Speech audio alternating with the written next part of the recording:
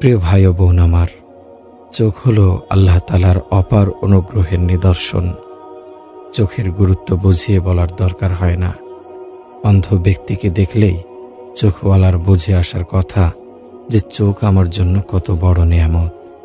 আল্লাহর অসীম নিয়ামতের কৃতজ্ঞতা আদায় করা অবশ্য কর্তব্য। দৃষ্টির নিয়ামতের দাবি হচ্ছে এর সঠিক ও সংযত ব্যবহার, যেভাবে পবিত্র কোরআনে এবং রাসূল সাল্লাল্লাহু আলাইহি ওয়াসাল্লামের হাদিসে নির্দেশনা এসেছে। অন্যথায় এর অপপ্রয়োগের পরিণাম হবে ভয়াবহ। আল্লাহ তাআলা পবিত্র কোরআনে বলেন, কুল্লিল মুমিনিনা ইয়াগুদ্দু মিন আবসারিহিম ওয়া ইয়াহফাজু ফুরুজাহুম যালিকা আযকা লাহুম ইন্নাল্লাহা খাবীরুম বিমা ইয়াসনাউন। হে রাসূল, আপনি মুমিন পুরুষদের বলে দিন তারা যেন তাদের দৃষ্টিকে অবনত রাখে এবং তাদের লজ্জাস্থানকে হেফাজত করে। এতে তাদের জন্য রয়েছে পবিত্রতা। নিশ্চয় তারা যা করে আল্লাহ তার সম্যক অবগত আছেন। এই আয়াতের মধ্যে আল্লাহ তাআলা মুমিনদেরকে নিষিদ্ধ বস্তুর প্রতি দৃষ্টিপাত না করে দৃষ্টিকে নিচু রাখার নির্দেশ দিয়েছেন। যেমন কামভাব নিয়ে কারো প্রতি তাকানো যাবে না, চাই সে পুরুষ হোক বা নারী। অর্থাৎ দৃষ্টি অবনত করা এবং লজ্জাস্থান হেফাজত করা তাদের জন্য অত্যন্ত পবিত্রতার বিষয়। আর এর বিপরীত অবস্থার মধ্যে রয়েছে অপবিত্রতা ও কলুষতা। আল্লামা ইমাদউদ্দিন ইবনে কাসির রহমতুল্লাহি আলাইহি তাফসিরে ইবনে কাসিরে লেখেন, অনিচ্ছা সত্ত্বেও কারো ওপর চোখ পড়ে গেলে প্রথমবার তা ক্ষমাযোগ্য, কিন্তু ইচ্ছাকৃতভাবে তা প্রথমবারও বৈধ নয়। সুতরাং প্রথমবার অনিচ্ছায় দৃষ্টি পড়ে গেলে দৃষ্টি ফিরিয়ে নেয়ার পর দ্বিতীয়বার দৃষ্টি দেয়া বৈধ নয়। হযরত বুরাইদা রাদিয়াল্লাহু আনহু থেকে বর্ণিত, রাসূল সাল্লাল্লাহু আলাইহি ওয়াসাল্লাম হযরত আলী রাদিয়াল্লাহু আনহুকে লক্ষ্য করে বলেন, হে আলী, অনিচ্ছায় দ্বিতীয়বার দৃষ্টি দিও না, কেননা প্রথমটি তোমার জন্য অনিচ্ছাকৃত হওয়ার কারণে ক্ষমার যোগ্য, দ্বিতীয়বার তা বৈধ নয়। হযরত মাওলানা শিব্বির আহমদ ওসমানী রহমতুল্লাহি আলাইহি বলেন, কুদৃষ্টি ব্যভিচারের প্রথম সিঁড়ি। এর মাধ্যমে বড় বড় নির্লজ্জতার পথ খুলে যায়। পবিত্র কোরআনে আল্লাহ তাআলা সর্বপ্রকার নির্লজ্জ বিষয় দূরীভূত করার লক্ষ্যে সর্বপ্রথম এ পথ বন্ধ করার নির্দেশ দিয়েছেন। অর্থাৎ মুসলমান পুরুষ নারীদের নির্দেশ দিয়েছেন যে তোমরা কুদৃষ্টি থেকে আত্মরক্ষা করো এবং নিজেদের কুপ্রবৃত্তিকে দমন করো, নিয়ন্ত্রণে রাখো। হঠাৎ যদি কোনো পুরুষের দৃষ্টি কোনো বেগানা নারীর উপর পড়ে যায়, তাহলে ইচ্ছাকৃতভাবে দ্বিতীয়বার তাকানো যাবে না, কারণ দ্বিতীয়বার তাকানো নিজ ইচ্ছায় হবে এবং সেক্ষেত্রে কোনো ওজর আপত্তি গ্রহণযোগ্য হবে না। মানুষ যত ধরনের অন্যায় করে, যেমন জেনা, ব্যভিচার, এই সব কিছুর মূলে রয়েছে মানুষের দৃষ্টি। দৃষ্টি অন্তরের চাহিদা জাগ্রত করে, আর যখন কিছুর চাহিদা জাগ্রত হয় তখন তা রূপান্তরিত হয় চিন্তায়। চিন্তা থেকে জাগ্রত হয় বাসনা, আর বাসনা শক্তিশালী হয়ে তা থেকে সংঘটিত হয় ব্যভিচার। এর মধ্যে যদি তাকেও অবলম্বন করা না যায় তাহলে ধ্বংস অনিবার্য। বলা হয়ে থাকে, চোখের হেফাজতের ওপর ধৈর্য ধারণ করা তার পরবর্তী কর্মের শাস্তির ওপর ধৈর্য ধারণ থেকে সহজ। একজন মানুষকে একথা মনে রাখতে হবে, সে অবশ্যই আল্লাহ রাব্বুল আলামিনের সামনে দাঁড়াবে এবং তার সবকিছুই আল্লাহ তাআলার দৃষ্টির সীমার মধ্যে। আল্লাহ তাআলা তার আমল সম্পর্কে সম্যক অবগত এবং তাকে নিজের আমল সম্পর্কে একদিন অবশ্যই জিজ্ঞাসা করা হবে। আল্লাহ তাআলা কোরআন কারিমে বলেন, ওয়ালা তাকফু মা লাইসা লাকা বিহি ইলম ইন্নাস সামআ ওয়াল বাসারা ওয়াল ফুআদা কুল্লু উলাইকা কানা আনহু মাসউলা। আর যে বিষয়ে তোমার জানা নেই তার অনুসরণ করো না, নিশ্চয় কান, চোখ ও অন্তঃকরণ এদের প্রতিটির ব্যাপারে সে জিজ্ঞাসিত হবে। অর্থাৎ তাকে অবশ্যই তার দৃষ্টি সম্পর্কে জিজ্ঞাসা করা হবে। আর কুদৃষ্টি হল ব্যভিচারের প্রথম ধাপ।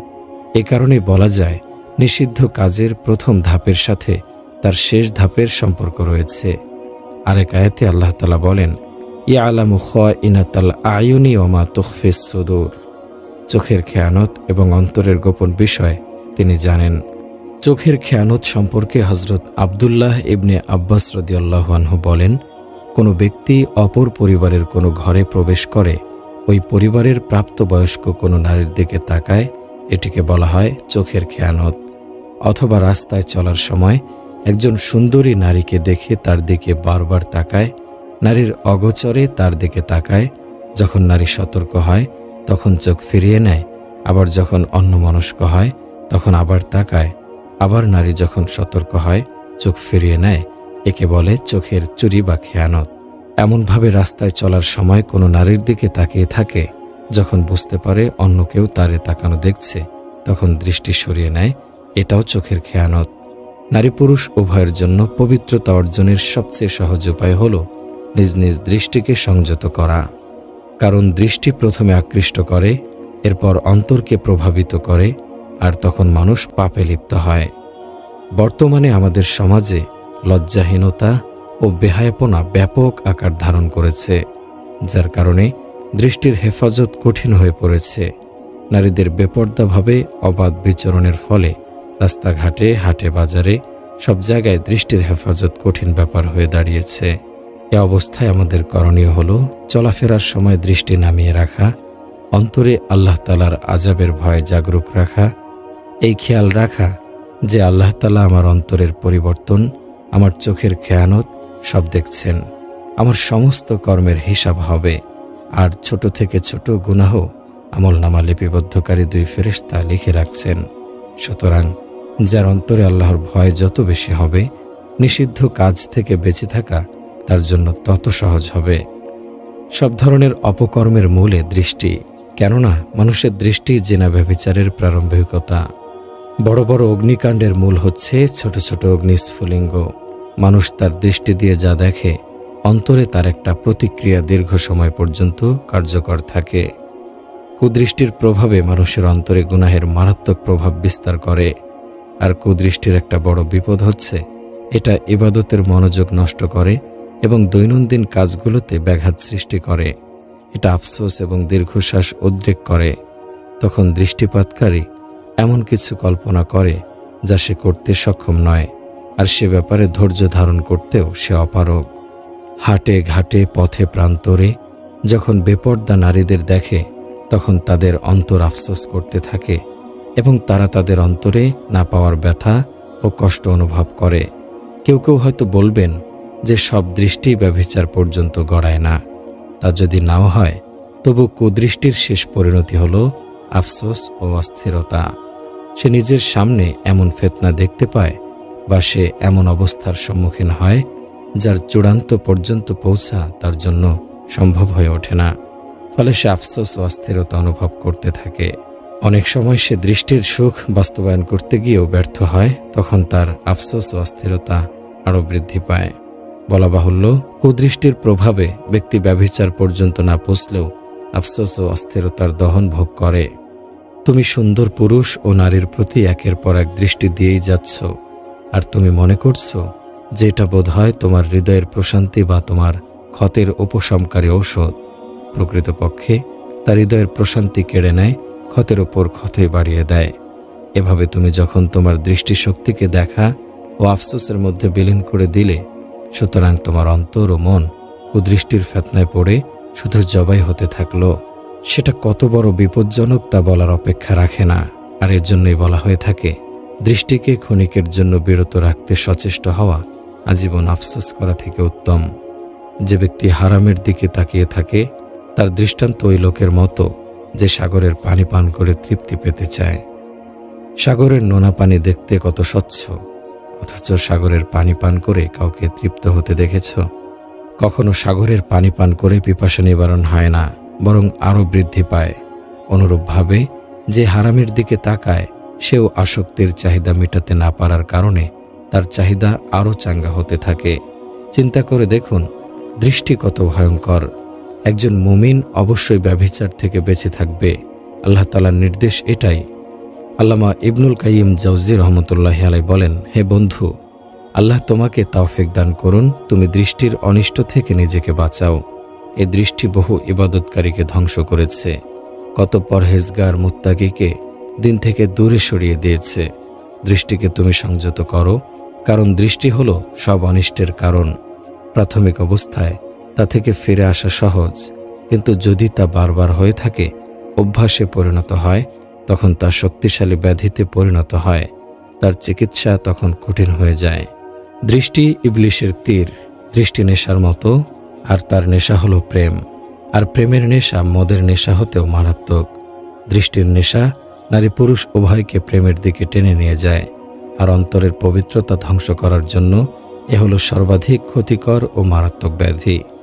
তুমি এ বিপজ্জনক ও ক্ষতিকর নেশা থেকে নিজেকে বাঁচিয়ে রাখো, কারণ এটা মারাত্মক তীর। এ তীরের আঘাতে যদি তুমি নিহত নাও হও, তোমাকে তা অবশ্যই জখম করবে, আর যখন এ জখম অধিক হবে তখন তোমার ধ্বংস অনিবার্য। মানুষকে ধোঁকা দেওয়ার জন্য ও বিপদগামী করার জন্য শয়তান যতগুলো অস্ত্র ব্যবহার করে, কুদৃষ্টি সেসবের মধ্যে একটি সফল অস্ত্র। হযরত আব্দুল্লাহ ইবনে মাসউদ রাদিয়াল্লাহু আনহু থেকে বর্ণিত, রাসূলুল্লাহ সাল্লাল্লাহু আলাইহি ওয়াসাল্লাম ইরশাদ করেন, আল্লাহ তাআলা বলেন, দৃষ্টি শয়তানের বিষাক্ত তীরসমূহের একটি। যে ব্যক্তি আমার ভয়ে কুদৃষ্টি পরিহার করে, আমি তাকে এমন ঈমানী নূর দান করি যার স্বাদ সে তার অন্তরে অনুভব করে। কুদৃষ্টির প্রভাব বড় ভয়ঙ্কর। প্রথমে মানুষ দৃষ্টিপাত করে, এরপর অন্তরে কুপ্রবৃত্তি জাগ্রত করে, এরপর গুনাহের রাস্তায় এগুতে থাকে। এভাবে ধীরে ধীরে গুনাহের ভেতর ঢুকে পড়ে।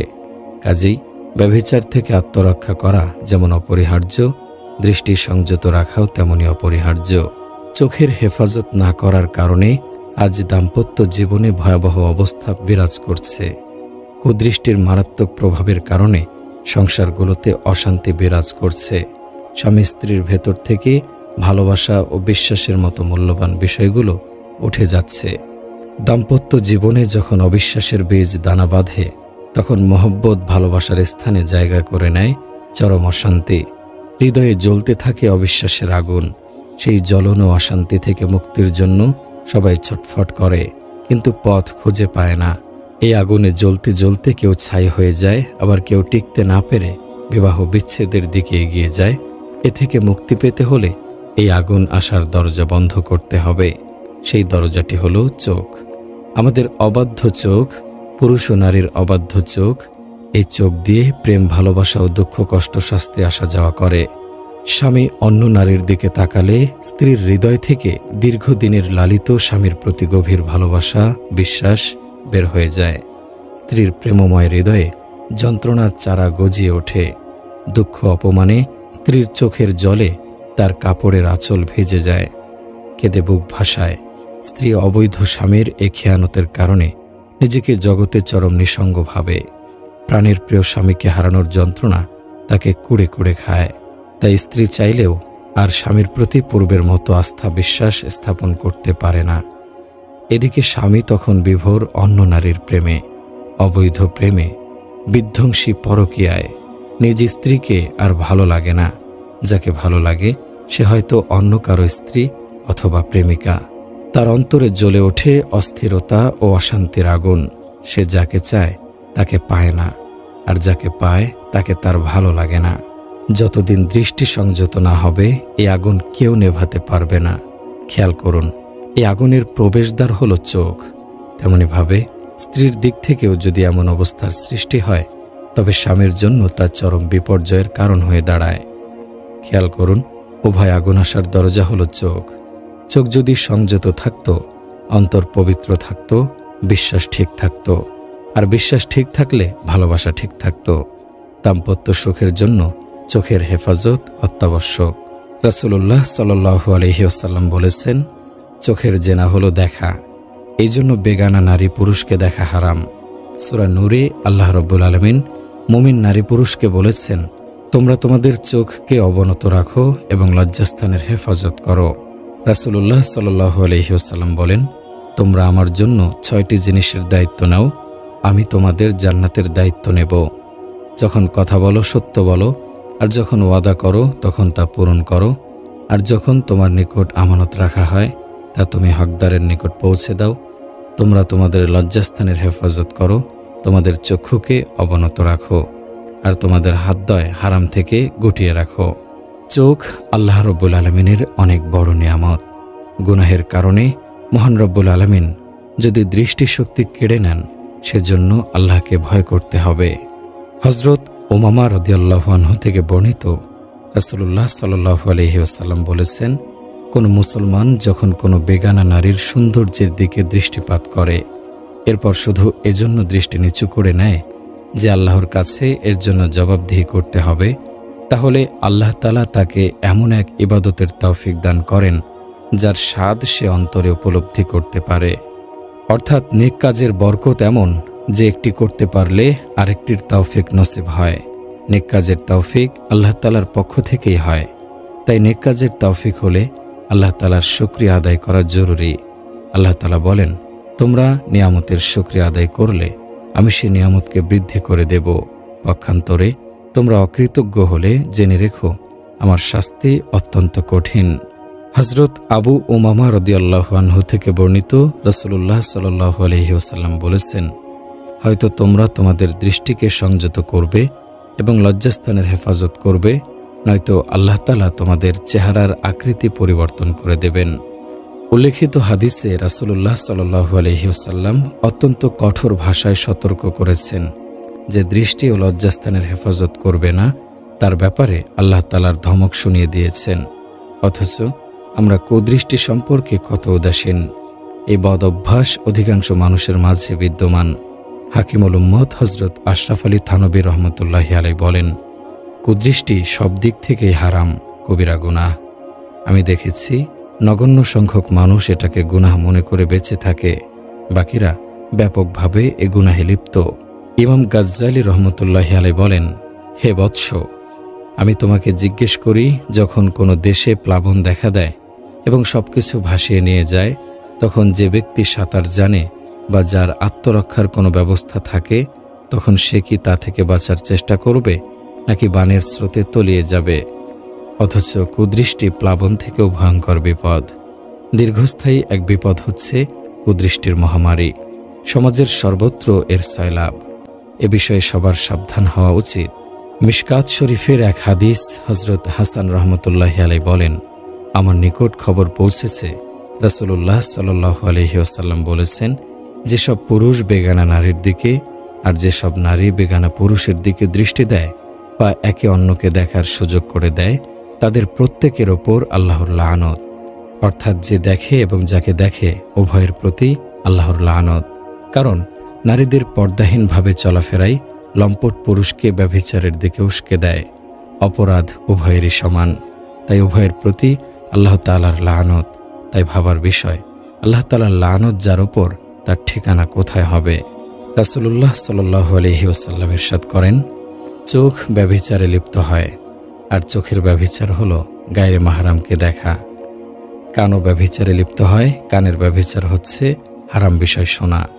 জিহ্বাও ব্যভিচারে লিপ্ত হয়, জিহ্বার ব্যভিচার হলো গুনাহের কথা বলা। হাতও ব্যভিচারে লিপ্ত হয়, হাতের ব্যভিচার হলো স্পর্শ করা। আর এক হাদিসে রাসূলুল্লাহ সাল্লাল্লাহু আলাইহি ওয়াসাল্লাম বলেন, আমি অত্যধিক আত্মমর্যাদাবোধ সম্পন্ন, আল্লাহ তাআলা আমার থেকেও বেশি আত্মমর্যাদাবোধ সম্পন্ন সত্তা। আল্লাহ তাআলা তার মর্যাদার কারণেই প্রকাশ্য ও গোপন সকল অশ্লীল কাজকে হারাম সাব্যস্ত করেছেন। আমরা হাদিস থেকে বুঝতে পারলাম যে পাপের কাজ আল্লাহ তাআলার কাছে চরম অপছন্দের। তাই গুনাহে লিপ্ত ব্যক্তিকে আল্লাহ তাআলা আপন রহমত থেকে বঞ্চিত করেন। বান্দার উচিত আল্লাহ ও তার রাসূলের সন্তুষ্টি অর্জনে মনোযোগী হওয়া। আল্লাহ ভীরু ব্যক্তি গোপন ও প্রকাশ্য গুনাহ থেকে নিজেকে বাঁচিয়ে রাখে, ফলে সে আল্লাহ তাআলার নৈকট্য ও সন্তুষ্টি অর্জন করে। কোরআনে আল্লাহ তাআলা বলেন, ইন্নাল্লাহা ইউহিব্বুল মুত্তাকিন, আল্লাহ তাআলা মুত্তাকিদের ভালোবাসেন। ওয়ালামু আন্নাল্লাহা মাআল মুত্তাকিন, আর এক আয়াতে বলেন, জেনে রেখো আল্লাহ তাআলা মুত্তাকিদের সঙ্গে আছেন। মুত্তাকিদের জন্য দুনিয়াতেই আল্লাহ কত বড় সুসংবাদ দিয়েছেন। আল্লাহ ভীরুগণ দুনিয়াতে আল্লাহ তাআলার ভালোবাসা ও নৈকট্য অর্জন করেন। কোরআনে কারিমে আল্লাহ তাআলা আরও বলেন, অনাফসি ওয়ামা সাওয়াহা ফাআলহামাহা ফুজুরাহা ওয়া তাকওয়াহা কদ আফলাহা মান যাক্কাহা ওয়া কদ খাবা মান দাসসাহা। শপথ মানুষের নফসের, এবং যিনি তাকে সব দিক থেকে সুসামঞ্জস্য করেছেন। অতঃপর তিনি তার নফসের মধ্যে ভালো মন্দের বৃত্তি দিয়েছেন। যে নফসকে পবিত্র করে সে নিশ্চিত সফলকাম হয়, আর যে তাকে কলুষিত করে সে ব্যর্থ মনোরথ হয়। আসলে মুমিনের অন্তরে যে নূর রয়েছে তা সেই নূর, যা দ্বারা বান্দা তার রবের সন্তুষ্টি লাভে নিজেকে ধন্য করবে। এছাড়াও কল্ব যখন আলোকিত হবে তখন আল্লাহ তাআলার রহমত তার প্রতি চারদিক থেকে আসতে থাকবে।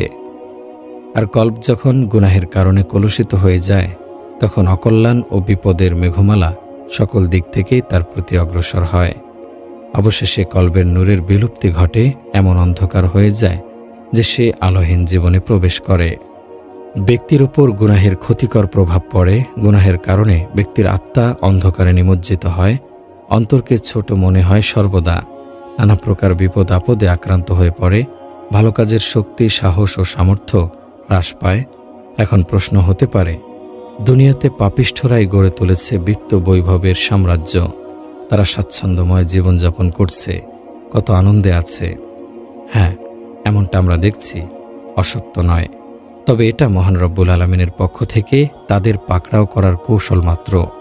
কোরআনুল কারিমে আল্লাহ তাআলা বহু স্থানে এ ব্যাপারে বলেছেন, ওয়া উমলি লাহুম ইন্না কাইদি মাতিন, আমি তাদের সময় দেই, নিশ্চয় আমার কৌশল মজবুত।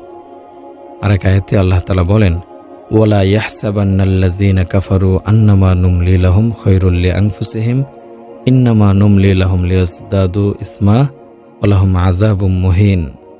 কাফেররা যেন মনে না করে যে আমি যে অবকাশ দান করি তা তাদের পক্ষে কল্যাণকর। আমি তো তাদের অবকাশ দান করি যাতে করে তারা পাপে উন্নতি লাভ করতে পারে। বস্তুত তাদের জন্য রয়েছে লাঞ্ছনাকর শাস্তি। রাসূলুল্লাহ সাল্লাল্লাহু আলাইহি ওয়াসাল্লাম বলেন, আল্লাহ অত্যাচারীকে অবকাশ দেন, যখন তাকে পাকড়াও করা হয় তখন সে দিশেহারা হয়ে যায়।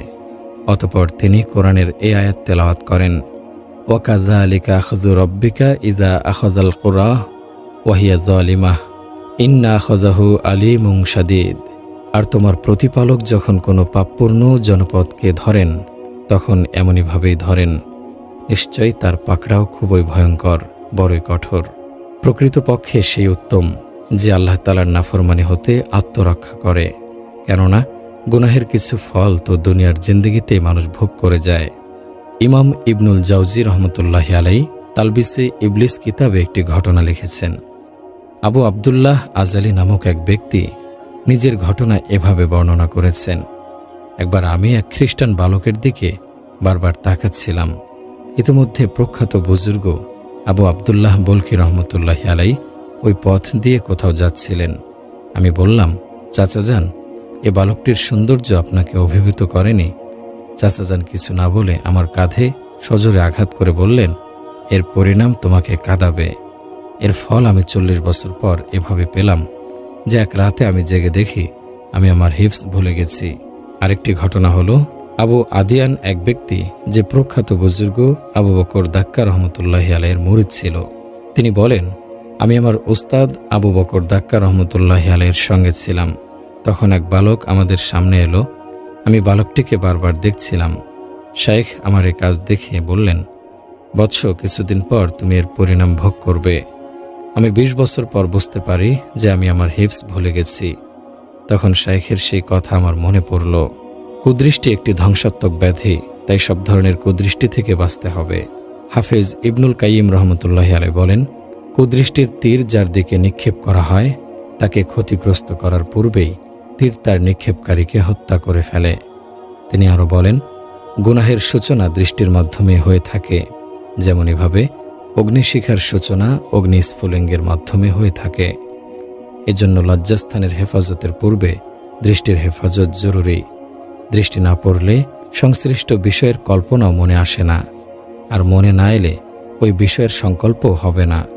এজন্যই বলা হয়, যে ব্যক্তি 4টি বিষয়ের হেফাজত করল সে যেন তার দিনের হেফাজত করল। 1 চোখের দৃষ্টি, 2 মনের কল্পনা, 3 মুখের কথা, 4 পায়ের চলাফেরা। উল্লেখিত 4টি বিষয়ের অপব্যবহার থেকে বেঁচে থাকা একজন মানুষের জন্য অত্যন্ত জরুরি, কেননা এই 4টি দরজা দিয়েই শয়তান মানুষের ভেতরে প্রবেশ করে এবং মানুষের ঈমান আমল বরবাদ করে দেয়। যে জন কুদৃষ্টি দেয় এর উপরই আল্লাহ তাআলার লানত বর্ষিত হয়। ভাবুন, এটা কত বড় বিপর্যয় এবং রহমত ও বরকত থেকে মাহরুম হওয়ার ব্যাপার। এতে লিপ্ত ব্যক্তি ধীরে ধীরে আল্লাহর রহমত থেকে দূরে সরে যায়, তার অন্তর মরে যায়, ফলে ইবাদতের স্বাদ অর্জিত হয় না, ইবাদতে মন বসে না, উদাসীনতা তাকে পেয়ে বসে। আল্লাহ তাআলা আমাদের সবাইকে তার অসন্তুষ্টি থেকে বাঁচিয়ে রাখুন, আমিন। হাফেজ ইবনুল কাইয়ুম জাওজি রহমতুল্লাহি আলাইহি বলেন, গুনাহের কাজের সূচনা দৃষ্টির মাধ্যমেই হয়। কুদৃষ্টিকে মানুষ খুব একটা কঠিন কিছু মনে করে না, খুব স্বাভাবিক মনে করে। স্বাভাবিক মনে করার কারণেই এর ভয়াবহতা আঁচ করতে পারে না। ব্যভিচার, চুরি ইত্যাদিতে শক্তি সামর্থ্য প্রয়োজন হয়, আর চোখের পাপের জন্য না শক্তির প্রয়োজন হয় না সামর্থ্যের প্রয়োজন হয়। চোখের লুকোচুরির ব্যাপারটি যেহেতু সবার অগোচরেই হয়ে থাকে, তাই তাতে লিপ্ত হলেও অসম্মানের ভয় থাকে না। এটা থেকে সহজে ফিরে আসাও কঠিন হয়ে যায়। প্রকাশ্য গুনাহের ক্ষতি তো আছেই, গোপন গুনাহের ক্ষতিও কম নয়। কুদৃষ্টির একটি ক্ষতি এই যে চোখের নূর চলে যায়, অন্তর চিন্তাযুক্ত হয়ে পড়ে। আরেকটি ক্ষতি এই যে প্রথমবার অনিচ্ছাকৃত দৃষ্টি পড়ে যাওয়ার ফলে অন্তরে কৌতূহল সৃষ্টি হয়। দ্বিতীয়বার দৃষ্টি দেওয়ার ফলে অন্তরে এক প্রকার ক্ষুধা তৈরি হয়, যার কোনো পরিতৃপ্তি নেই। আর এই দ্বিতীয় দৃষ্টি থেকেই গুনাহের আরম্ভ। এ অবস্থায় অন্তরে এ গুনাহের প্রতি তীব্র আসক্তি তৈরি হয় এবং গুনাহ করতেই থাকে। পরিণতি এই দাঁড়ায় যে সৌন্দর্যের আসক্তি মনকে সাময়িক তৃপ্তি যদিও দেয়, কিন্তু পরে অজানা আশঙ্কা ও বিষণ্ণতায় ভুগতে থাকে। কাজে কর্মে মন স্থির থাকে না, ইবাদতে প্রকৃত স্বাদ অনুভব হয় না, ইবাদতের তৌফিক চলে যায়, স্বভাব চরিত্রে নির্লজ্জতা চলে আসে। একসময় নিজের অগোচরে বেহায়া নির্লজ্জ ব্যক্তি হিসেবে কুখ্যাতি অর্জন করে। কুদৃষ্টির কারণে ইবাদতে অনীহা চলে আসে, ইবাদতে বিরক্তির উদ্রেক হয়, দিনী নসিহত তার কাছে অসহ্য লাগে, ভালো মন্দের পার্থক্য করার ক্ষমতাও থাকে না। এভাবে একসময় ইবাদতের তৌফিক তার থেকে উঠে যায়। এ ব্যাপারে হাদিসে বলা হয়েছে, রাসূলুল্লাহ সাল্লাল্লাহু আলাইহি ওয়াসাল্লাম ইরশাদ করেন, যে ব্যক্তির দৃষ্টি কোনো নারীর সৌন্দর্যের ওপর পতিত হয়, সে যেন তৎক্ষণাৎ তার দৃষ্টি ফিরিয়ে নেয়। আল্লাহ তাআলা এর বিনিময়ে তাকে এমন একটি ইবাদতের তৌফিক দেবেন যার স্বাদ সে অন্তরে অনুভব করবে। আর যদি দৃষ্টি ফিরিয়ে না নেয়, তাহলে তার ইবাদত থেকে স্বাদ উঠে যাবে। হযরত আবু উমামা রাদিয়াল্লাহু আনহু বলেন, রাসূলুল্লাহ সাল্লাল্লাহু আলাইহি ওয়াসাল্লাম ইরশাদ করেন, কোনো মুসলমান যদি কোনো স্ত্রীলোকের সৌন্দর্যের প্রতি হঠাৎ আকৃষ্ট হয়ে যায়, অতঃপর সে নিজের চোখ বন্ধ করে নেয়, আল্লাহ তাআলা তাকে একটি ইবাদতের সুযোগ করে দেন, যে ইবাদতের স্বাদ সে অন্তরে অনুভব করে। কুদৃষ্টি একটি মারাত্মক রোগ, তাই সব ধরনের কুদৃষ্টি থেকেই বাঁচতে হবে। অশ্লীল নগ্ন ছবি দেখা এক ধরনের মানসিক রোগ। মানুষ খুব সহজে এতে অভ্যস্ত হয়ে পড়ে। মোবাইলে, বিভিন্ন ম্যাগাজিনে, পত্রপত্রিকায় যে সমস্ত নগ্ন ফটো থাকে, এগুলো থেকে নিজের দৃষ্টিকে হেফাজত করতে হবে। নাটক, সিনেমা দেখা থেকেও বিরত থাকতে হবে। এগুলোতে যেসব নারী পুরুষ অভিনয় করে, তাদের দেখেও অন্তরে মন্দ প্রভাব সৃষ্টি হয়, তাই এগুলো থেকেও বেঁচে থাকতে হবে। কোরআন ও হাদিসে অশ্লীলতার উপকরণ থেকে দূরে থাকতে বলা হয়েছে। কুদৃষ্টির আরেক প্রকার হলো কারো ঘরে উকি দেয়া, দরজা, জানালা বা যে কোনো উপায়েই হোক। হাদিসে এ বিষয়ে কঠোর সতর্কতা এসেছে। এমনকি ঘরওয়ালাকে উকি দেয়া ব্যক্তির চোখ ফুটো করে দেওয়ার অনুমতি দেওয়া হয়েছে। সুতরাং কারো ঘরে উকি দেওয়া মানে নিজের চোখকে অন্ধ করতে চাওয়া।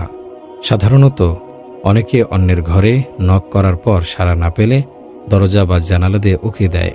হাদিসে এ ধরনের আচরণের প্রতি কঠোরভাবে নিষেধ করা হয়েছে। এটা অত্যন্ত বাজে অভ্যাস, যা স্পষ্ট হারাম কাজ। দৃষ্টি শয়তানের তীর, তাই দৃষ্টিকে নিষিদ্ধ স্থানে নিক্ষেপ করা হতে বিরত থাকা অতি প্রয়োজন।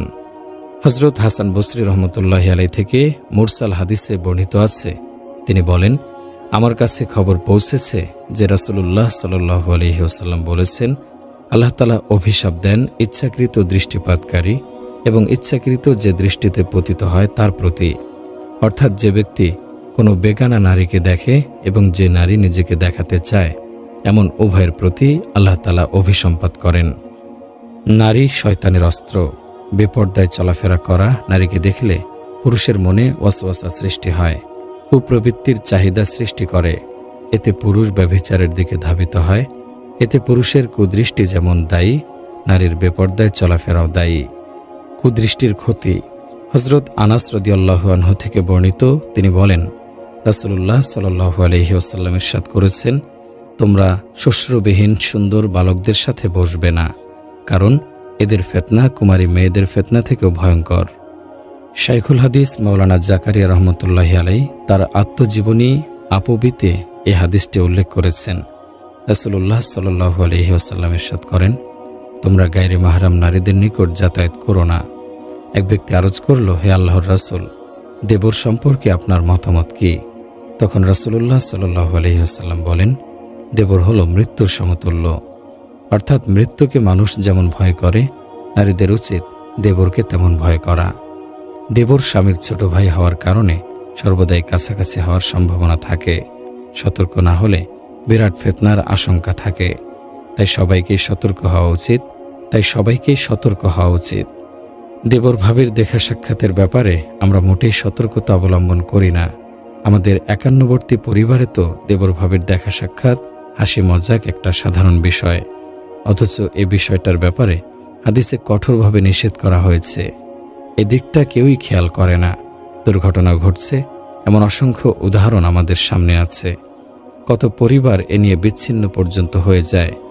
অতএব অপরাধ যে দিক থেকেই হোক তা থেকে সতর্ক হওয়া উচিত। হযরত আব্দুল্লাহ ইবনে মাসউদ রাদিয়াল্লাহু আনহু বলেন, রাসূলুল্লাহ সাল্লাল্লাহু আলাইহি ওয়াসাল্লাম ইরশাদ করেছেন, নারী হলো আবরণী বস্তু। যখন সে পর্দা হতে বের হয় তখন শয়তান তাকে পুরুষের দৃষ্টিতে আকর্ষণীয় রূপে দেখায়।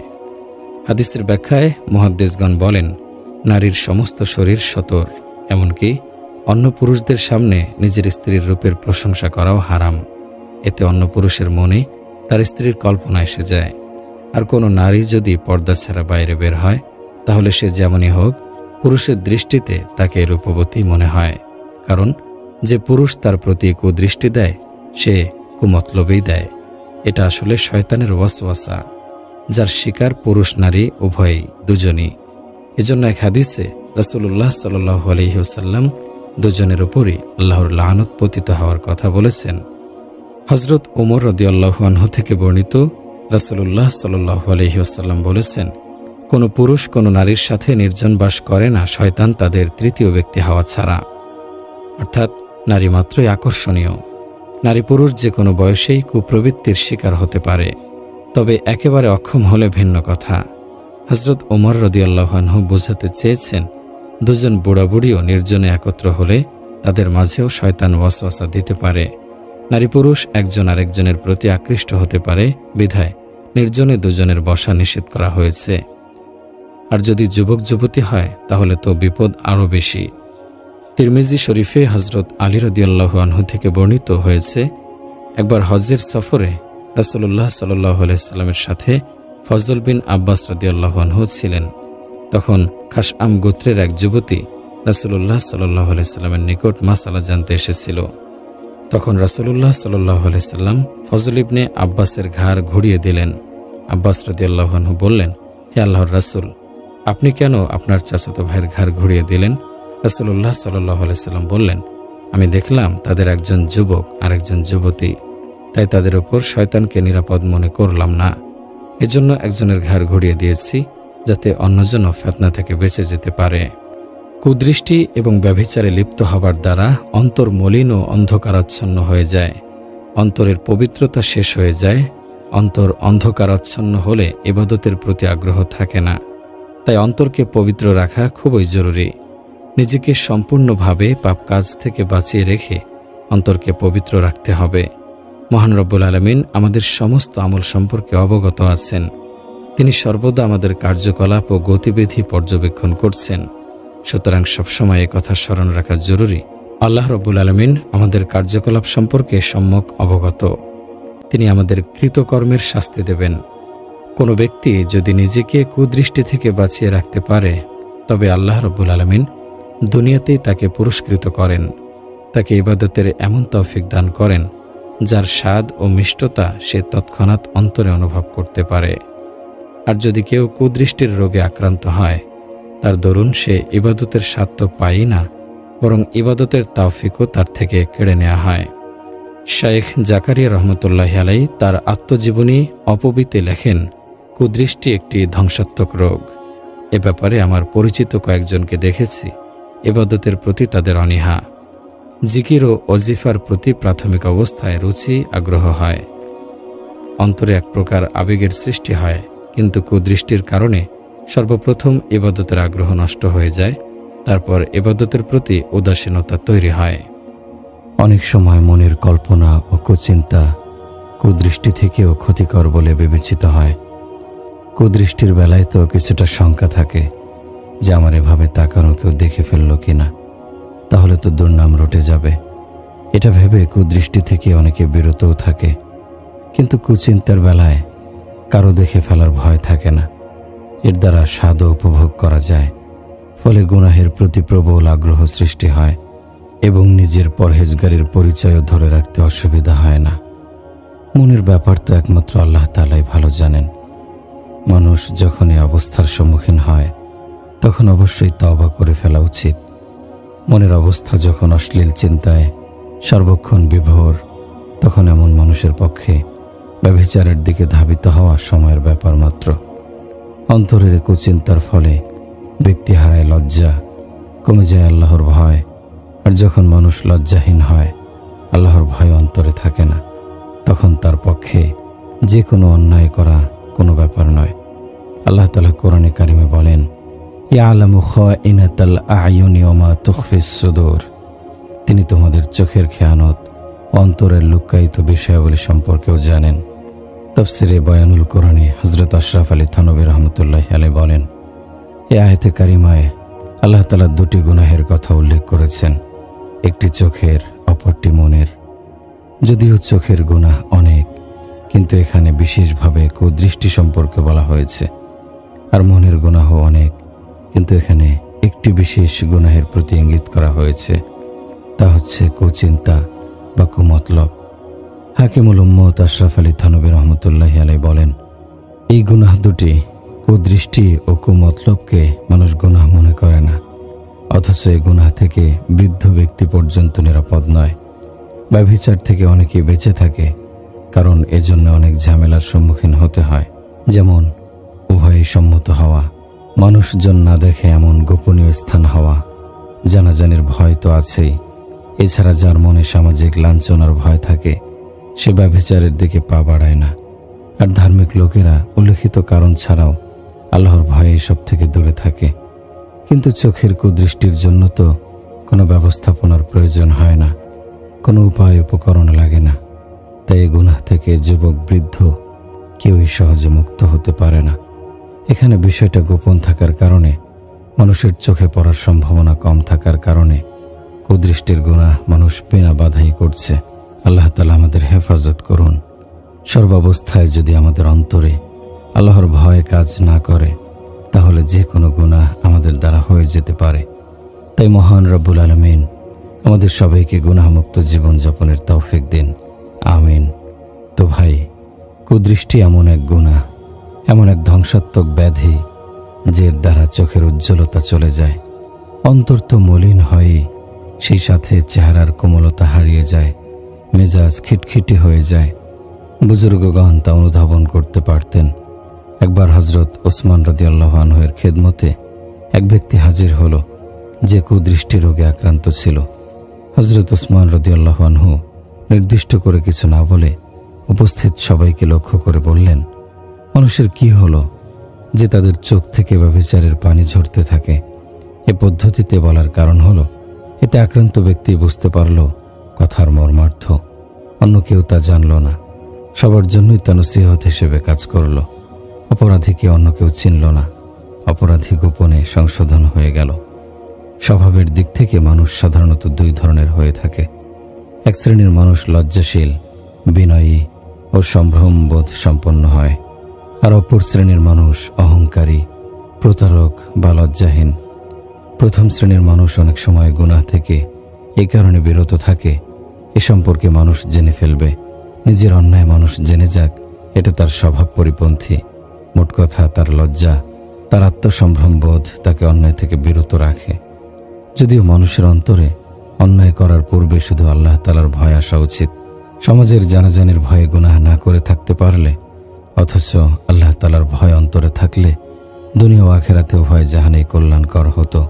আল্লাহ আমাদের তৌফিক দিন, আমিন। দ্বিতীয় শ্রেণীর মানুষ লজ্জাহীন, প্রতারক ও অহংকারী।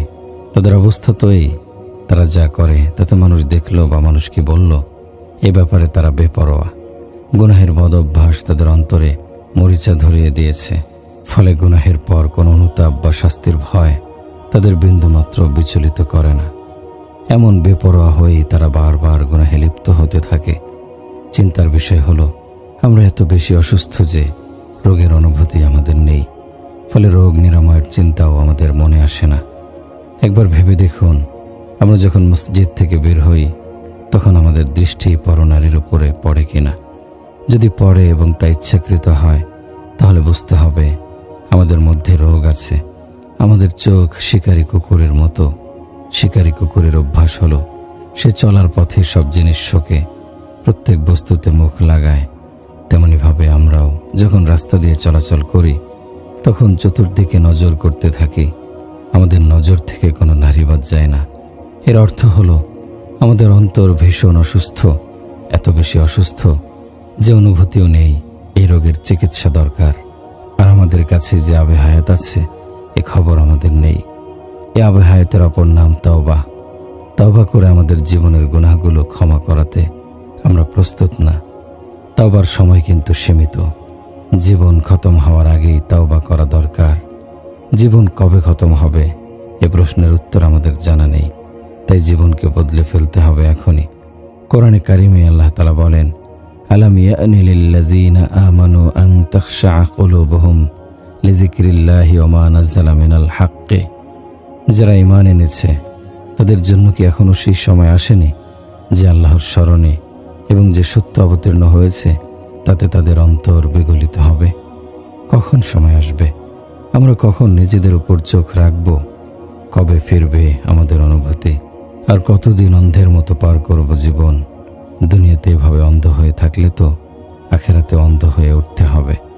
এখনই সময় অনুভব করার, এখনই সময় তওবা করার।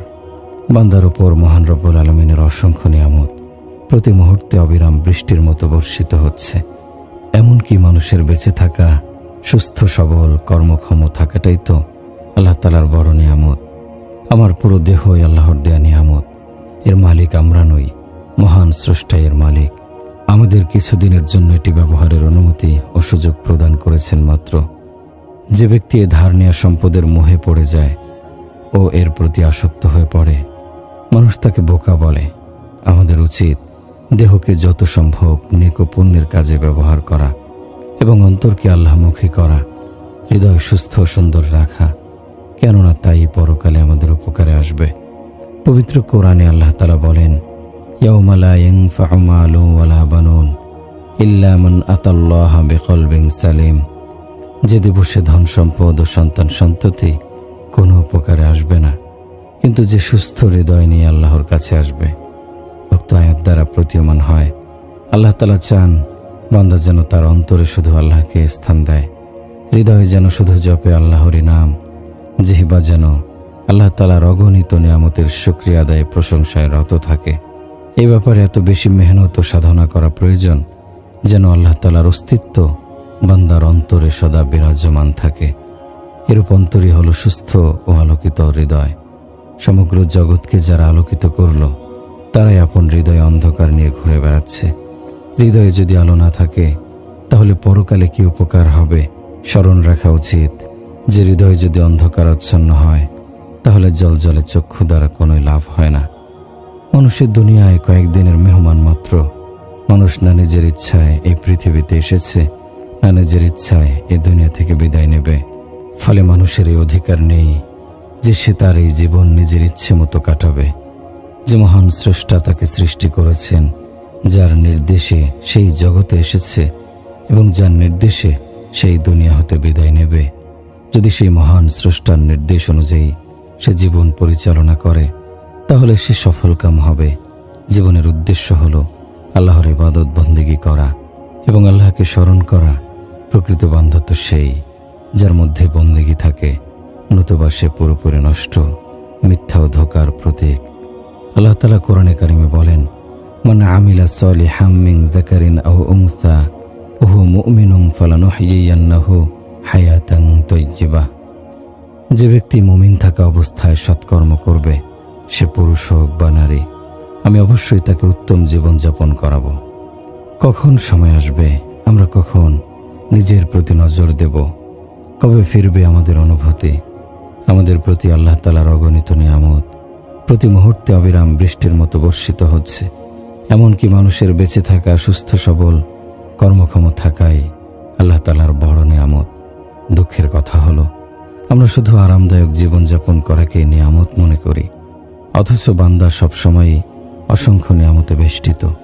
আল্লাহ তাআলা এই সম্পর্কে পবিত্র কোরআনে বলেন, তোমরা আমার নিয়ামতরাজি গণনা করে শেষ করতে পারবে না।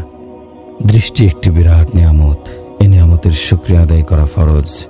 নিয়ামতের যথাযথ শুকরিয়া আদায় করা হলে আল্লাহ তাআলা সেই নিয়ামতকে বৃদ্ধি করে দেন। এর সর্বোত্তম পন্থায় কৃতজ্ঞতা আদায় হলে ওই অঙ্গকে আল্লাহ তাআলার নির্দেশিত পথে কাজে লাগানো এবং নিষিদ্ধ বস্তু থেকে হেফাজত করা। চোখের শুকরিয়া আদায় করার পন্থা হচ্ছে হারাম বস্তুর দিকে তাকানো থেকে বিরত থাকা। অন্তর বিনষ্ট হওয়া অতি সহজ। দেখুন, ঘরের জানালা খোলা থাকলে তা দিয়ে ধুলো ময়লা এসে পুরো ঘর ভরে যায়। চোখ হলো হৃদয়ের জানালা। চোখকে যদি নিষিদ্ধ বস্তু দেখা থেকে বিরত রাখা না যায়, তাহলে হৃদয়ের ঘর ধুলোয় ভরে যায়। বর্তমানের যুবকদের চোখের জানালা তো বন্ধ হয়ই না, বরং চোখ বড় বড় করে বেগানা নারীদের দেখে। এর পরিণামে তাদের অন্তর নষ্ট হয়ে যায়। ফলে পড়ায় মন বসে না, ইবাদতে অনীহা, স্মরণশক্তি কমে যায়। সারাদিন যারা নারী দেখে চোখের নেশা মেটায়, তারা যখন পড়তে বসে বা ইবাদতে মগ্ন হয়, তখন মন চলে যায় অন্য কোথাও। তাদের স্মৃতিপটে অসংখ্য অগণিত নারীর চেহারা ভেসে ওঠে। শেখ সাদি রহমতুল্লাহি আলাইহি কত সুন্দর কথা বলেছেন, কুদৃষ্টির কারণে মন বক্ষ থেকে বের হয়ে যায়। সুতরাং হে সাধক, যদি তোমার মনস্কামনা এটাই হয় আল্লাহকে ছাড়া কাউকে মন দেবে না, তাহলে তুমি সুন্দর নারী ও পুরুষ থেকে আপন দৃষ্টিকে সংযত রাখো। আমি শেখ সাদি প্রেমের উত্থান পতন সম্পর্কে এত বেশি অবগত, বাগদাদের লোকেরা যেমন আরবীয় ঘোড়ার বংশ সম্পর্কে অবগত। এমনকি যদি আজ লাইলি মজনু জীবিত থাকত, তাহলে তারা আমার প্রেমের কবিতা দিয়েই পরস্পরের প্রতি প্রেম নিবেদন করত। কিন্তু বাস্তবতা হচ্ছে এগুলো নিছক স্বপ্ন। বস্তুত মনের সুখ শান্তি পেতে চাইলে মনের সুতাকে আল্লাহ তাআলার সাথে জুড়ে দাও এবং মাখলুক থেকে দৃষ্টি সরিয়ে নাও। হযরত আলী রাদিয়াল্লাহু আনহু বলেছেন, সে জান্নাতের প্রতি অনুরাগী ব্যক্তির লক্ষণ হচ্ছে নেক আমল ও ইবাদতের প্রতি সে দ্রুত স্বতঃস্ফূর্তভাবে ধাবিত হয়। আর যে ব্যক্তির অন্তরে জাহান্নামের ভীতি রয়েছে, সর্বদা যে নফসের ও কুপ্রবৃত্তির বিরোধিতা করবে, অনুরূপ মৃত্যুর প্রতি যে দৃঢ় বিশ্বাসী, সে কখনো দুনিয়ার মোহ ও আকর্ষণে মত্ত হবে না। পবিত্র কোরআনে বলা হয়েছে, যে ব্যক্তি পরকালের ফসল কামনা করে আমি তার জন্য সেই ফসল বাড়িয়ে দেই, আর যে ইহকালের ফসল কামনা করে আমি তাকে দুনিয়ার সবকিছু দিয়ে দেই, কিন্তু পরকালে তার কোনো অংশ থাকবে না। হযরত ওমর রাদিয়াল্লাহু আনহু বলেন, তুমি তোমার কুপ্রবৃত্তিকে নিয়ন্ত্রণে রাখো, কেননা প্রবৃত্তির অনুসরণ মানুষকে মন্দ ভ্রান্ত পথে চালিত করে। মূলত প্রবৃত্তি বাতেল ও অসৎ কাজের প্রতি উদ্বুদ্ধ করে। হক ও সত্য বাস্তবে ওজনদার হয়, বাতেল ও অসৎ কাজ মূলত হালকা। কিন্তু প্রকৃতপক্ষে বাতেল ও অসৎ কাজ হালকা হলেও তার ক্ষতির পরিমাণ ব্যাপক, যা মহাবিপর্যয়ের কারণ হয়। গুনাহ ত্যাগ করা এবং তাওবার দিকে অগ্রসর হওয়া এই মহা ক্ষতিপূরণের জন্য সহায়ক।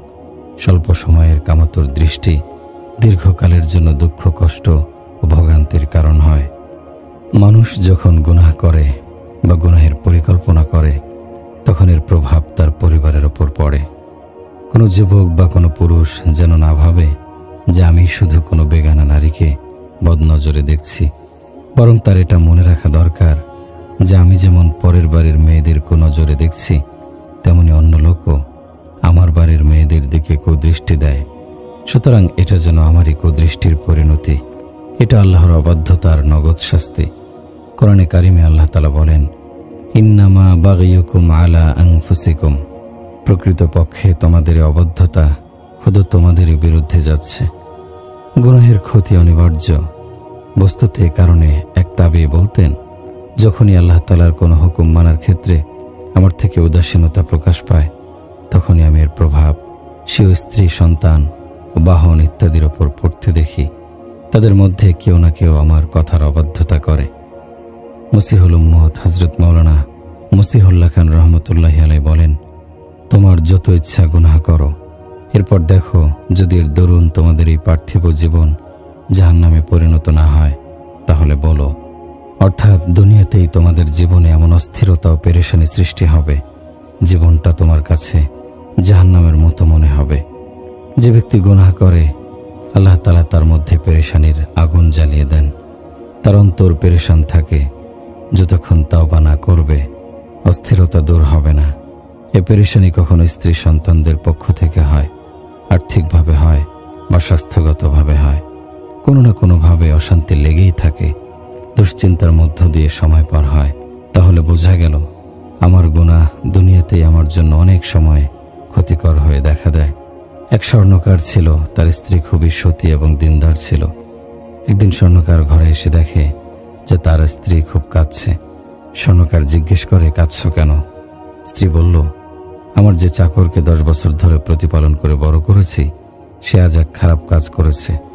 ছেলেটি আজ বাজার থেকে তরকারি এনে আমার হাতে দেওয়ার সময় আমার হাতে চাপ দিয়েছে। আমি এমন আচরণ কখনই তার থেকে পাইনি। ছেলেটিকে 10 বছর ধরে প্রতিপালন করে বড় করেছি, আর আজ সে এমন আচরণ করল।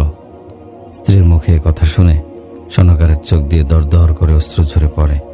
স্বামীকে কাঁদতে দেখে স্ত্রী অবাক হয়ে জিজ্ঞাসা করে, আপনি কাঁদছেন কেন? স্বর্ণকার বলে, এটা তার অপরাধ নয়, বরং আমার নিজের অপরাধ। কেননা আজ দোকানে এক নারী চুরি ক্রয় করতে আসে। সেই নারী চুরি নিজের হাতে পড়তে চায়, কিন্তু সে পড়তে পারে না। আমাকে বলল, চুরিটি পরিয়ে দিন। আমি তার হাতে চুরি পড়াতে গিয়ে দেখি তার হাত দুটি খুব সুন্দর। তখন আমি খারাপ নিয়তে তার হাতে চাপ দিয়েছিলাম। আমার এই অপকর্মের কারণেই তোমার সাথে বিশ্বস্ত চাকরের এমন আচরণ। অতঃপর স্বর্ণকার বলল, আজ থেকে আমি তওবা করলাম, আর কখনো এমন করব না। এর কিছুক্ষণ পর চাকরটি এসে স্বর্ণকারের স্ত্রীর কাছে তার আচরণের জন্য ক্ষমা প্রার্থনা করল। সে বলল, আমি শয়তানের প্ররোচনায় পড়ে এমন করেছি। আমি আপনার কাছে ক্ষমা চাচ্ছি, আল্লাহর কাছে তওবা করছি। ইমাম ইবনুল কাইয়িম জাওজি রহমতুল্লাহি আলাইহি লেখেন, জৈনক আলেম সে সময়কার বাদশার কাছে এ ঘটনা বর্ণনা করলেন। বাদশাহ ছিল নেককার। বাদশাহ বলল, এটি হলো কিসসা তথা। বাদশাহ ছিল নেককার। বাদশাহ বলল, এটি হলো কিসাস তথা এর প্রতিকার। মূলত শরীয়ত হলো আল্লাহ তাআলার বিধান ও রীতি, অদৃশ্যভাবে তা বাস্তবায়িত হতে থাকে। অতঃপর বাদশাহ বলল, ঠিক আছে, বিষয়টি আমিও পরীক্ষা করে দেখব। বাদশার এক রূপসী কন্যা ছিল। বাদশাহ কন্যাকে বলল, যাওয়া থেকে ঘুরে আসো, আর তার পেছনে আর এক নারীকে পাঠালো। বাদশার কন্যা যখন বাজার দিয়ে হেঁটে যাচ্ছিল, তখন যার দৃষ্টি তার প্রতি পড়ত, সেই দৃষ্টি সরিয়ে নিত। কেউ তার দিকে দৃষ্টিপাত করে তাকে দেখেনি। মেয়েটি এভাবে বাজার ঘুরে শাহী মহলে এসে পৌঁছল। যখন সে শাহী মহলের ভেতরে যাচ্ছিল, তখন এক কর্মচারী তাকে একা পেয়ে চুমু দিয়ে পালিয়ে গেল। মেয়েটি এসে বাদশাকে পুরো বিষয়টি বর্ণনা করল। সে নারীও তাই বলল। একথা শুনে বাদশাহ মাথা ধরে বসে পড়ল এবং বলল, আমি সারা জীবন বেগানা নারী থেকে দৃষ্টি হেফাজত করেছি, তবে একবার এক নারীকে এভাবে চুমু দিয়েছিলাম। আমি যা করেছিলাম আমার কন্যার সাথেও তাই করা হলো। দেখুন, আমরা যদি কারো প্রতি কুদৃষ্টি দেই, তাহলে আমাদের স্ত্রী, কন্যা বা পরিজন কারো না কারো প্রতি অন্য কেউ কুদৃষ্টি দেবে। কেউ যদি কারো বিরুদ্ধে কোনো চক্রান্ত করে, তাহলে তাকেই সেই চক্রান্তের শিকার হতে হয়। কারো প্রতি মন্দ চিন্তা করলে নিজের পরিবার পরিজনকেই মন্দ পরিস্থিতির সম্মুখীন হতে হবে। এটাই আল্লাহ তাআলার রীতি ও পন্থা। যেমন কেউ যদি ব্যভিচারে লিপ্ত হয় এবং তওবা না করে, তাহলে তারই পরিবারের কেউ এতে লিপ্ত হয়ে পড়বে। আল্লাহ তাআলা আমাদের বোঝার তৌফিক দেন, আমিন। বর্ণিত আছে, এক সাহাবী এসে রাসূলুল্লাহ সাল্লাল্লাহু আলাইহি সাল্লামকে বললেন, হে আল্লাহর রাসূল, আমার স্ত্রীর উপর আমার পূর্ণ আস্থা নেই যে তার কর্মকাণ্ড ভালো নাকি মন্দ। রাসূলুল্লাহ সাল্লাল্লাহু আলাইহি সাল্লাম তাকে বললেন, তুমি অন্যের স্ত্রীর প্রতি কুদৃষ্টি দিও না, মন্দ আচরণ করো না, তাহলে অন্যরাও তোমার স্ত্রীর প্রতি কুদৃষ্টি দেবে না, মন্দ আচরণ করবে না। মূলত আমরা যদি চাই আমাদের পরিবারের নারীরা পুত পবিত্র থাকুক, তাহলে আমাদের নিজেদের প্রথমে পুত পবিত্র থাকতে হবে। নিজেদের দৃষ্টিকে সংযত রাখতে হবে, অন্তরকে পবিত্র ও নিষ্কলুষ রাখতে হবে। যা গুনাহ করার তা তো করেই ফেলেছি, এখন থেকে খাঁটি তওবা করে নেব। আমরা যদি তওবা করি, তাহলে আল্লাহ তাআলা আমাদের ক্ষমা করে দেবেন। শেখ জাকারিয়া রহমতুল্লাহি আলাইহি বলেন, তরুণদের মধ্যে ওঠা বসার ক্ষেত্রে দৃষ্টির হেফাজত করা অত্যন্ত জরুরি। অন্যথায় তাদের নেক আমল সব নষ্ট হয়ে যাবে, আর গুনাহে জড়িয়ে পড়ার আশঙ্কা অমূলক নয়। কুদৃষ্টি এমন ধ্বংসাত্মক ব্যাধি, এর নগদ প্রতিক্রিয়া দেখে আশ্চর্য না হয়ে পারা যায় না। এটা ইবাদতের স্বাদ বিনষ্ট করে। বিচক্ষণরা বিষয়টি হয়তো খেয়াল করেছেন। আর অন্তর তো ময়লা হয়ই। গুনাহগারের পরিধেয় কাপড়ের মধ্যেও অত্যন্ত দুর্গন্ধ সৃষ্টি হয়। এ সম্পর্কে আশ্চর্য একটি ঘটনা উল্লেখ করছি। একবার এক সাহাবী মসজিদে গিয়ে দেখতে পেলেন অত্যন্ত সুন্দর একজন বৃদ্ধ ব্যক্তি নামাজ পড়ছেন। বৃদ্ধ নামাজ শেষ করলে সাহাবী জিজ্ঞেস করে জানতে পারলেন এ কোনো সাধারণ বৃদ্ধ নয়, এ আসলে জিন। তার বয়স 500 বছর। সাহাবী তাকে জিজ্ঞেস করলেন, আপনার কাপড়ের রং এত আকর্ষণীয় থাকে কি করে? কখনো কি তা ময়লা হয় না? জিন জবাব দিল, আমি তো কখনো গুনাহ করি না, ফলে আমার কাপড়ও ময়লা হয় না। হযরত আব্দুল কাদের জিলানী রহমতুল্লাহি আলাইহি ছেলেকে উদ্দেশ্য করে নসিহত করেছিলেন, নারী, বালক, বিদাতি, শিরককারী, ধনাঢ্য ব্যক্তি, হিংসুক ও অহংকারী লোকের সংস্রবে যাবে না। কেননা এদের সাথে ওঠা বসার কারণে তোমার কোনো উপকার তো হবেই না, বরং দিনের মস্ত বড় ক্ষতি হয়ে যাবে। নারী ও বালকদের সংস্পর্শ থেকে আত্মরক্ষা করে চলবে, এমনকি তাদের সাথে অপ্রয়োজনীয় কথা বলা থেকেও বিরত থাকবে। তিনি আরও বলেন, সাধকের জন্য নারী ও বালকদের সাথে মেলামেশা করা ছিনতাই হয়ে যাওয়ার সমতুল্য। অর্থাৎ পর্দার লঙ্ঘন হলে সম্পদের ক্ষতির চেয়েও বড় ক্ষতি সাধিত হয়। ফাতহুল গায়েব কিতাবে হযরত আব্দুল কাদের জিলানী রহমতুল্লাহি আলাইহি বলেন, কোনো ব্যক্তি যতক্ষণ নিজের উপরে কয়টি আমল অপরিহার্য করে না নেবে ততক্ষণ সে পূর্ণ মুত্তাকি হতে পারবে না। নিজের জিহ্বাকে অন্যের গীবত ও ঠাট্টা বিদ্রূপ থেকে বিরত রাখা, অন্তরকে অন্য মুসলমানের প্রতি মন্দ ধারণা পোষণ করা থেকে বিরত রাখা, নিষিদ্ধ বস্তু দেখা থেকে দৃষ্টিকে হেফাজত করা, সত্য কথা বলা, মিথ্যা না বলা, আল্লাহ তাআলার শুকরিয়া আদায় করা অর্থাৎ আল্লাহ তাআলার অপরিসীম অনুগ্রহ ও নিয়ামতের কথা স্বীকার করা, নিজের অন্তরের দিকে খেয়াল রাখা, গুনাহের দিকে যেন ধাবিত হতে না পারে সে বিষয়ে সতর্ক থাকা, 5 ওয়াক্ত নামাজ সঠিক সময়ে জামাতের সাথে আদায় করা, রাসূলুল্লাহ সাল্লাল্লাহু আলাইহি সাল্লামের সুন্নাতের অনুসরণ করা, মুসলিম মিল্লাতের সাথে যুক্ত থাকা। ইমাম গাজ্জালী রহমতুল্লাহি আলাইহি বলেন, কামভাবের বিপদগুলোর মধ্যে একটি বিপদ হলো কারো প্রেমে পড়া। এটা বহুবিধ গুনাহের কারণ হয়ে দাঁড়ায়। তাই প্রথম থেকেই যদি সতর্কতা অবলম্বন করা না হয় তাহলে পরিস্থিতি আর আয়ত্তের মধ্যে থাকে না, নিয়ন্ত্রণের বাইরে চলে যায়। এজন্য প্রথম কাজ হলো দৃষ্টি হেফাজত করা। হঠাৎ কোনো নারীর প্রতি দৃষ্টি পড়ে গেলে সাথে সাথে তা ফিরিয়ে নেওয়া। দৃষ্টিকে যদি নিয়ন্ত্রণ না করা যায় তাহলে অন্তর নিয়ন্ত্রণে রাখাও কঠিন। সুতরাং দৃষ্টির হেফাজত একটি জরুরি বিষয়। কিমিয়ায়ে সায়াদাত কিতাবে ইমাম গাজ্জালী রহমতুল্লাহি আলাইহি লেখেন, হযরত ইয়াহইয়া আলাইহিস সালামকে শিষ্যরা জিজ্ঞেস করল, হে আল্লাহর নবী, কোন বিষয়ে ব্যভিচারের উৎপত্তি করে? হযরত ইয়াহইয়া আলাইহিস সালাম বললেন, কুদৃষ্টি। এক বুজুর্গ বলেন, আমি দেখেছি 3 কারণে সুফি শ্রেণীর মানুষগণ বিপদে পড়েন। 1. বালকদের সাথে মেলামেশা, 2. অযোগ্য ভক্তদের বাড়াবাড়ি, 3. বেগানা নারীদের সাথে নরম ব্যবহার। এই 3 বিষয়ে সতর্ক না হওয়ার কারণে অনেক বড় বড় সুফি জীবনের সব সুনাম এক মুহূর্তেই ধুলোর সাথে মিশে গেছে। অসতর্কতার কারণে শয়তানের কুটচাল তাদের উপর জয়ী হয়েছে। এজন্য সতর্ক হওয়া যেমন আলেমদের প্রয়োজন, তেমনি সাধারণের প্রয়োজন আরও বেশি। কারণ সাধারণত কুদৃষ্টিকে কিছু মনেই করে না। ইমাম শাফি রহমতুল্লাহি আলাইহি তার উস্তাদ হযরত ওয়াকি রহমতুল্লাহি আলাইহিকে বললেন, আমি যা পড়ি তা ভুলে যাই।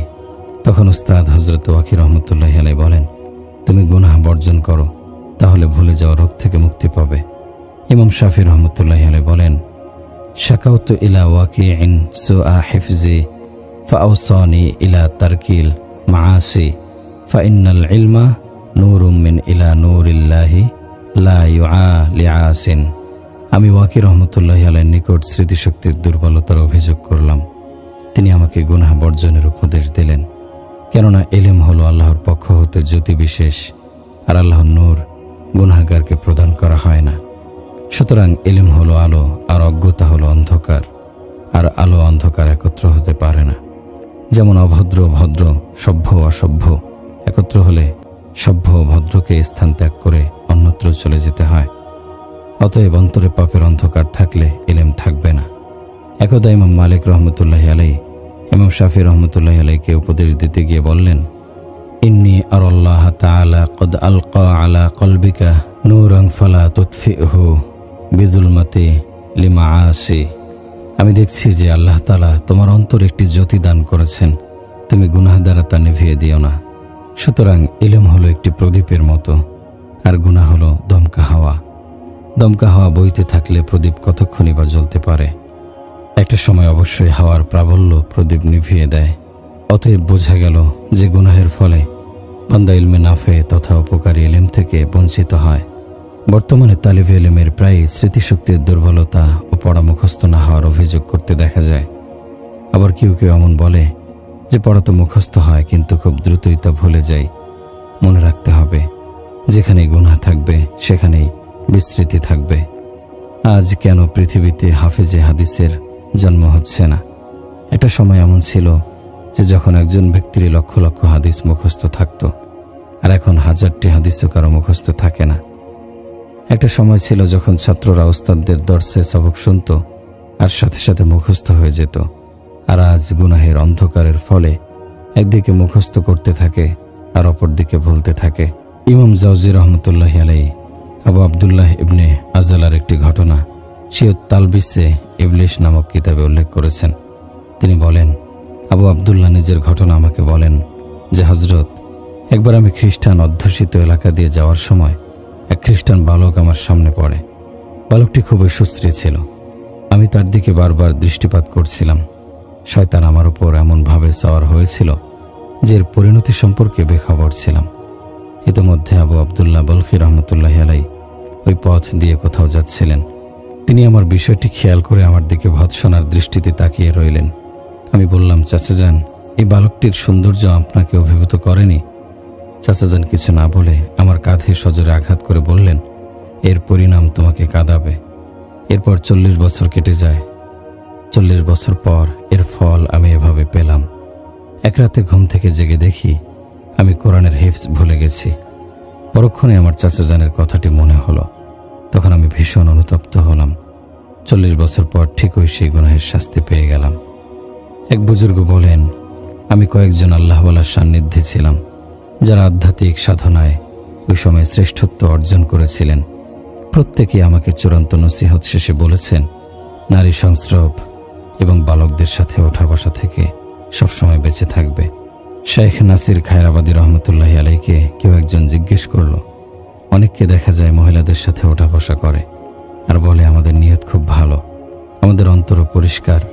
খায়রাবাদী রহমতুল্লাহি আলাইহি বললেন, যতক্ষণ পর্যন্ত একজন মানুষের দেহে রূহ বিদ্যমান ততক্ষণ পর্যন্ত তার উপর শরীয়তের বিধিবিধান বলবৎ থাকবে এবং সে হালাল হারামের আওতাধীন থাকবে।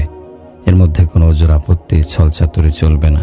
কিমিয়ায়ে সায়াদাত কিতাবে ইমাম গাজ্জালী রহমতুল্লাহি আলাইহি লেখেন, প্রিয় বৎস, রাস্তাঘাটে চলাচলের ক্ষেত্রে বেগানা নারীদের উপর তোমার দৃষ্টি পড়লে শয়তান তোমাকে প্ররোচিত করতে পারে এই বলে যে, দেখে নাও, শুধু 1-2 বার দেখা দ্বারা কি এমন হবে। এই ধোকার ব্যাপারে নিজের অন্তরকে মজবুত রাখা চাই। অন্তরকে বলতে হবে, দেখেই বা কি হবে। যদি কুৎসিত হয় তবে অযথাই তাকানো হবে এবং গুনাহগার হব, আর যদি সুন্দরী হয় তবুও তো তা আমার জন্য হারাম, গুনাহগারই হব। অন্যের স্ত্রী বা বোনকে দেখা দ্বারা আমার তো কোনো ফায়দা হচ্ছে না, অযথা আমার অন্তরে অস্থিরতা বৃদ্ধি পাবে। তাকে পাওয়ার জল্পনায় আমার ইবাদত বন্দেগী নষ্ট হবে। এমনটা কিছুদিন অন্তরে চর্চা করতে পারলে আশা করা যায় কুদৃষ্টির মন্দ অভ্যাস কেটে যাবে।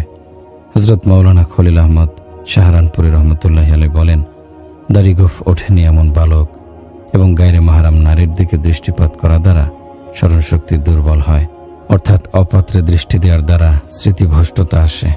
মনে রাখবে, কুপ্রবৃত্তির সূচনা সত্য থেকে সরে যাওয়ার সূচনা বলেই ধরা হয়।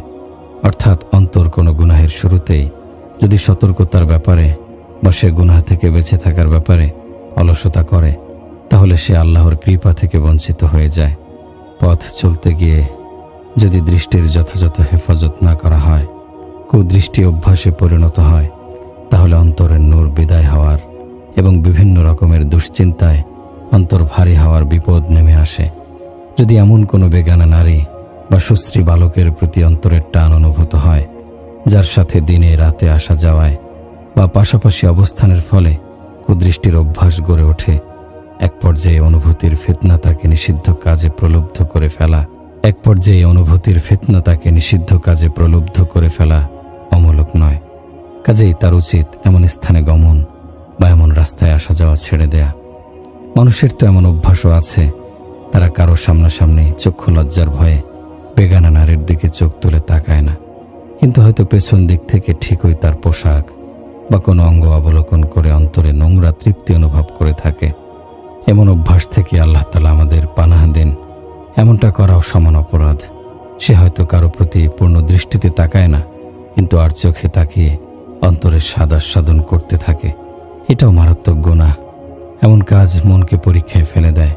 এমন কুরুচিপূর্ণ কাজ থেকে নিজেকে নিয়ন্ত্রণে রাখতে হবে, কেননা জিকির ও ইস্তেগফার দ্বারা অন্তরে যে নূর তৈরি হয় তা একটু উদাসীনতার দরুনই নিঃশেষ হতে পারে।